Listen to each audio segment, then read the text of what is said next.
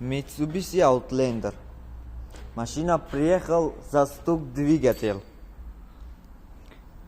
Снимали двигатель, разобрали. И оказывается, провернула четвертый шатун.